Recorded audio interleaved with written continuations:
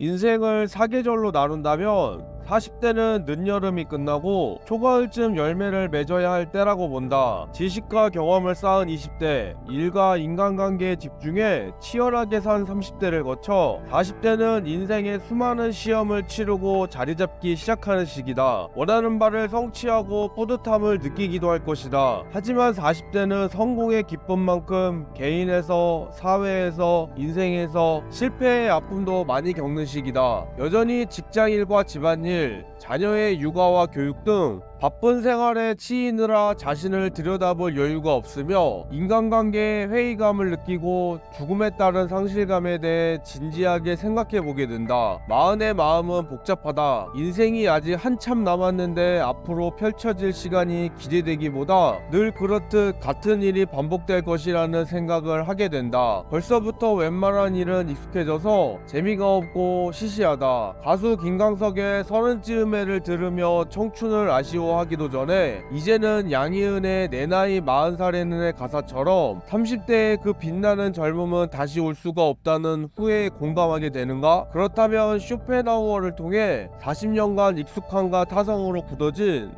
자신의 단단한 세계를 무너뜨릴 때가 됐다. 안녕하세요, 1분 독서입니다. 오늘 소개해드릴 책은 마흔에 읽는 쇼펜하우어입니다. 칸트, 플라톤, 아리스토텔레스 등 서양 철학뿐만 아니라 동양 철학의 영향을 받아 형성된 쇼펜하우어의 철학은 그의 나이 40대 중반이 돼서야 사람들에게 서서히 알려지고 인정받기 시작했습니다.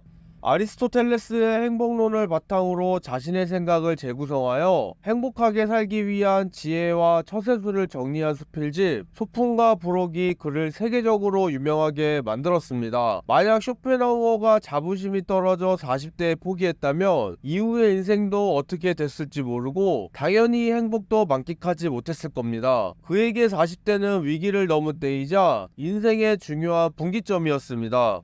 여러분들은 40대를 어떻게 생각하시나요? 지나신 분들이라면 40대 때에는 어땠나요? 저는 이제 40대를 시작하고 있습니다. 30대와 별반 차이가 있겠냐 생각했습니다. 그런데 막상 지내고 보니 기분 탓일지도 모르지만 뭔가 체력도 예전 같지 않고 면역력도 조금 떨어져서 감기도 잘 걸리는 것 같습니다. 전에는 감기 증상을 느끼면 운동이나 일을 하면서 땀 좀 흘리면 괜찮아졌는데 이제는 무조건 병원에 가서 약에 의존하게 되는 것 같습니다. 40대를 지난 혹은 보내고 계신 선배님들도 같은 생각이신가요? 지금도 비염 때문에 코맹맹 소리가 한 달째 이어지고 있는데 듣기 괜찮으신가요? 옛말에 40대는 부록이라고 했습니다. 부록의 사전적 의미는 세상 일에 정신을 빼앗겨 판단을 흐리는 일이 없는 나이입니다. 과연 우리는 부록의 의미처럼 판단을 흐리는 일이 없게 할 수 있을까요? 아직도 쇼츠나 릴스에 빠져 정신을 빼앗겨 지내는 시간이 많은데 말이죠. 세상 일에 정신을 빼앗겨 판단을 흐리는 일이 없다면 어떤 삶일까요?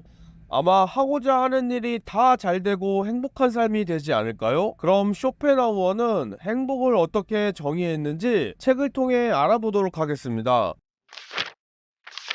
행복하게 산다는 것은 고통을 견딘다는 것이다. 하나의 고통은 열의 쾌락에 맞먹는 힘을 가졌다. 고통의 힘이 쾌락의 힘보다 더 강하다. 쇼펜하우어에 따르면 모든 쾌락과 행복은 소극적인 성질을 띠는 반면 고통은 적극적인 성질을 띠기 때문이다. 인간은 행복을 잘 모르지만 불행은 잘 인지한다. 그래서 부와 명예를 가졌을 때는 그 가치를 모르다가 그것이 사라지면 비로소 소중함을 깨닫는다.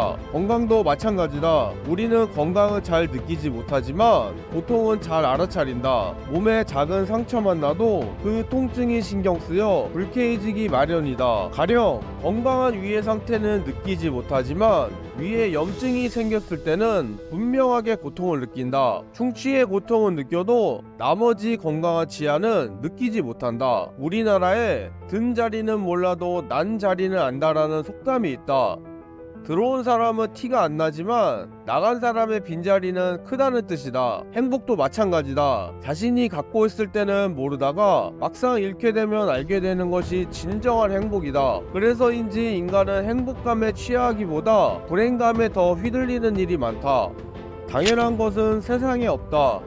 행복은 꿈이지만 고통은 현실이다. 쇼펜하우어의 행복론은 쾌락의 적극적인 추구가 아니라 고통의 감소 또는 결핍의 지향이라는 소극적인 입장이다. 충치가 생겼을 때는 다른 치아를 관리하기 전에 그 충치부터 치료해야 한다는 뜻이다. 행복이 소극적인 성질인 이유는 결핍을 충족한 상태이기 때문이다. 그래서 결핍을 지향하는 것 이상으로 행복할 수는 없다. 많은 장애물을 넘어선다고 해도 원래 그 자리에 있는 것과 같다. 반대로 고통이 적극적인 이유는 소유물이나 건강처럼 우리가 늘 당연하게 여기는 것들은 갖고 있을 때는 모르다가 잃고 나서야 그 가치를 절실하게 느끼기 때문이다.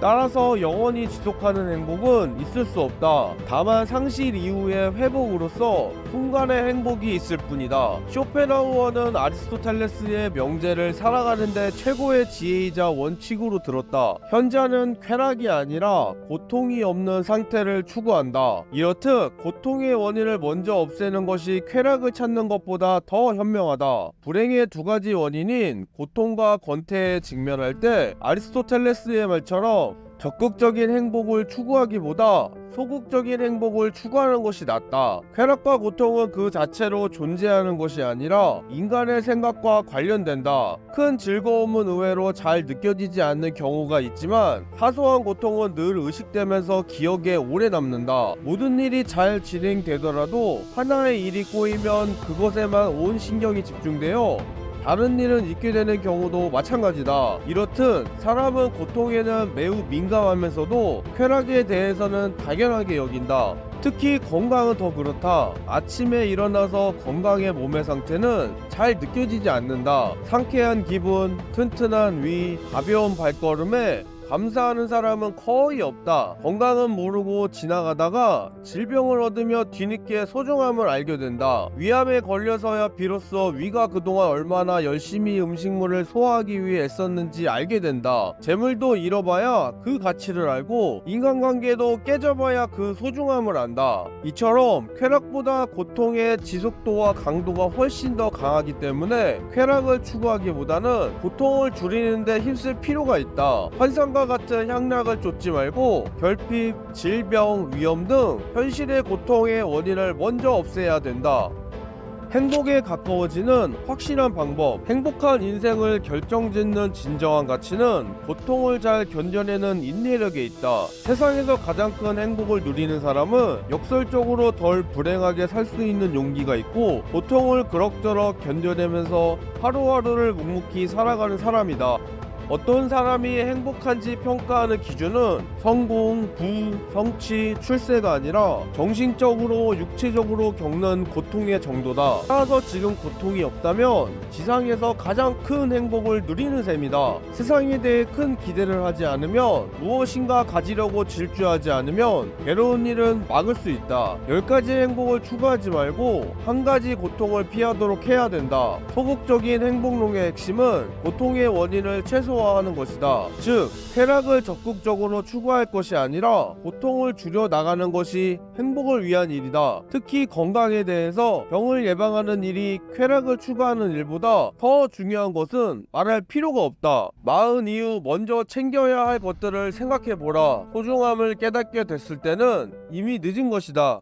쇼펜하우어에 따르면 인생은 즐기는 것입니다. 그는 사람마다 자신의 능력과 선호가 다르므로 각자의 취향을 고려해서 인생의 즐거움을 찾을 필요가 있다고 했습니다. 실제로 쇼펜하우어는 먹고 마시는 것을 즐거워하고 강아지와 산책을 하며 건강을 챙겼으며 클래식을 즐겨 들었습니다. 무엇보다 독서와 명상, 철학적 사고를 중요하게 여겼다는 점에서 인생의 즐거움을 제대로 알았다고 할 수 있습니다. 그런 쇼펜하우어가 말하는 행복의 핵심은 쾌락을 추구하는 것이 아닙니다. 인생을 즐긴다는 말의 의미를 잘못 이해하면 안 됩니다. 행복은 고통을 줄이고 피하고 견디는 것에 있습니다. 성공, 부, 명예 등을 얼마나 얻었는가 보다 세상의 고뇌를 어떻게 바라보는가의 관점입니다. 이제부터 쇼펜하우어와 함께라면 인생이라는 항해에서 맞닥뜨리는 여러 고통은 나라는 배가 뒤집히지 않도록 하는 바닥짐이 될 것입니다. 그리고 인생의 역경을 겪으며 깨지고 부서져 본 자신에 대한 믿음은 앞으로 펼쳐질 인생의 바다를 향해 할 때 확고한 나침반이 될 것입니다.